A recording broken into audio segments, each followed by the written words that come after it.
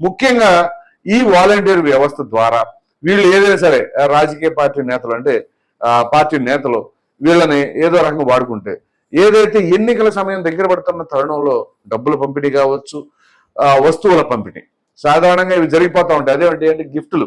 ఆ గిఫ్టులు అనేక రకాలుగా ఏమేమిటి అంటే ఇప్పుడు సాధారణంగా మనం మాట్లాడుకోవాల్సి వస్తే కొన్ని ప్రాంతాల్లో మిక్సీలు ఇస్తున్నారంట, కొన్ని ప్రాంతాల్లో ఫ్యాన్లు పంచుతున్నారంట, ఇట్లాంటివి ఏదైనా సరే ఇవన్నీ కూడా ఈ వాలంటీర్ వ్యవస్థ ద్వారా జరపడం కానీ లేదా ఇంకా వాళ్ళనే నిమగ్నమై చేయటం కానీ సాధారణంగా ఏదైనా సరే ఇప్పుడు ఒక ప్రచారం చేయాలి అనుకున్నప్పుడు ఒక ప్రాంతంలో ఆ ప్రచారానికి వెళ్ళేటప్పుడు ఏ విధంగా చేయాలి వాళ్ళ దగ్గర పర్మిషన్ తీసుకోవాలి, లేదా స్థానిక పోలీస్ స్టేషన్లో వాళ్ళు ఇన్ఫార్మ్ చేస్తే సరిపోద్ది.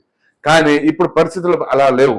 ఖచ్చితంగా ఈ వాలంటీర్ వ్యవస్థ కనుక ఇందులో నిమగ్నం అయితే కఠినమైన చర్యలు ఉంటాయని చెప్పేసి సెంట్రల్ ఎలక్షన్ కమిషన్ చెప్పింది అంటే దీన్ని బట్టి అర్థం చేసుకోండి.